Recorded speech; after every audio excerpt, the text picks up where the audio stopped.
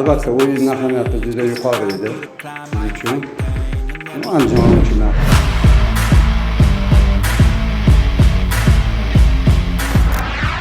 Hadapi Timnas Indonesia Uzbekistan, akui waspada kutukan kartu merah Garuda Nusantara. Timnas Indonesia U20 tampaknya memiliki kutukan kartu merah untuk lawan-lawannya, di mana sudah 4 laga beruntun lawan tanding skuad Garuda Muda mengakhiri pertandingan dengan skuad yang tidak lengkap. Pada awalnya kutukan tersebut dimulai dari turnamen mini bikinan PSSI. Pasalnya seluruh lawan di turnamen mini tersebut mendapatkan kartu merah ketika berjumpa dengan Timnas Indonesia U20. Seperti Fiji U20 yang mengakhiri laga dengan hanya 8 pemain di atas lapangan. Sementara itu Selandia Baru U20 dan Guatemala U20 hanya mengalami pengurangan 1 pemain akibat kartu merah. Kutukan tersebut tampaknya pun juga berlanjut di Piala Asia U20 di laga pembuka Timnas Indonesia U20 melawan Irak U20, di mana salah satu pemain Irak, Karbel Auni Samon, digajar kartu merah di penghujung babak pertama. Kenyataan kutukan mengenai kartu merah ini pun juga menjadi kekhawatiran tersendiri bagi pelatih Uzbekistan U20 Razvan Kaidarov. Pasalnya kedua tim mengincar hasil positif demi memastikan kelolosan ke babak perempat final Piala Asia U20 2023.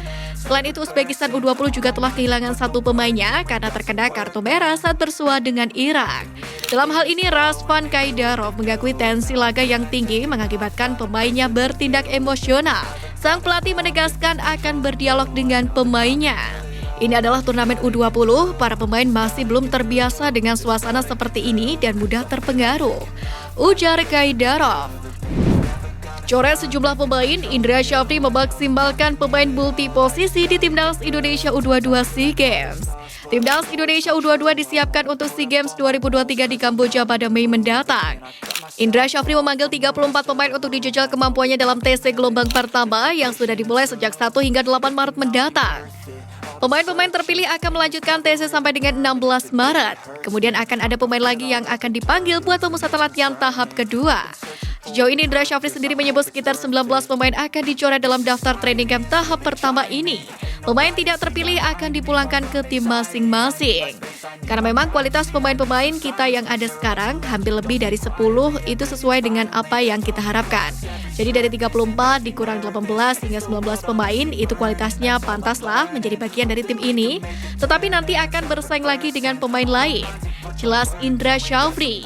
Indra sendiri menerangkan ada beberapa penilaian yang dilakukannya. Selain dari latihan, ex-juru formasi Timnas Indonesia U19 itu melakukan penilaian dari internal game. Sementara itu, pelatih Tim Nasional Indonesia U22 Indra Syafri terus mengasah anak buahnya dengan menggelar latihan di lapangan ABC Senayan, Jakarta pada Selasa 7 Maret pagi. Di mana dalam latihan itu terpantau Indra Syafri memimpin langsung sesi tersebut bersama anak buahnya. Indra juga ditemani beberapa staf kepelatihan dalam sesi latihan kali ini. Setelah pemanasan dan peregangan, Sultan Ziko dan kolega kemudian berlatih passing. Kemudian Timnas Indonesia U22 berlatih syuting secara bergantian. Latihan menembak ini juga berguna untuk menguji ketangguhan penjaga gawang. Ramalan Jitu Sintayong mengenai pemain Timnas U20 Indonesia terbukti benar. Juru taktik asal Korea Selatan, Sintayong, pernah memprediksi pemain Timnas Indonesia U20 akan dilirik oleh pencari bakat klub ternama dari Eropa. Tepatnya saat Marcelino Ferdinand dan Ronaldo Kuateh memutuskan untuk pindah klub ke Eropa pada Januari 2023 lalu. Keputusan kedua bintang Timnas Indonesia U20 itu sempat membuat Sintayong kecewa.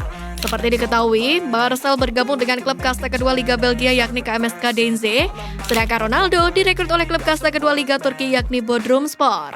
Sebetulnya Sintayong menyayangkan keputusan Marcelino Ferdinand dan juga Ronaldo Kuateh yang dinilai terlalu terburu-buru, yakni untuk bergabung dengan tim baru mereka tersebut. Menurut pelatih 52 tahun itu, Marcelino dan Ronaldo Kuateh bisa saja mendapatkan klub yang lebih baik lagi jika lebih bersabar setidaknya kelar Piala Dunia U20.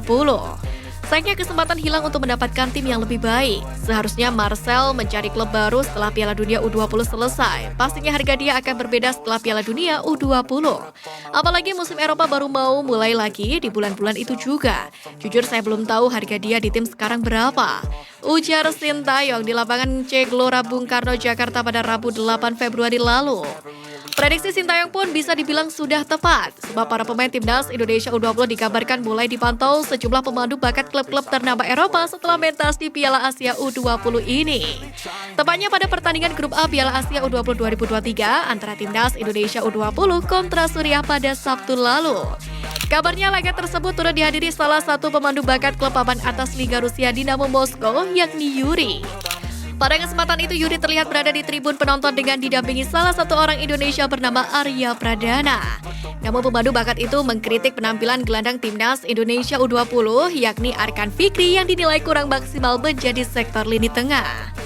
Tim sangat baik karena kita habis menang, jadi dari pemain di luar lapangan dan dalam lapangan juga cukup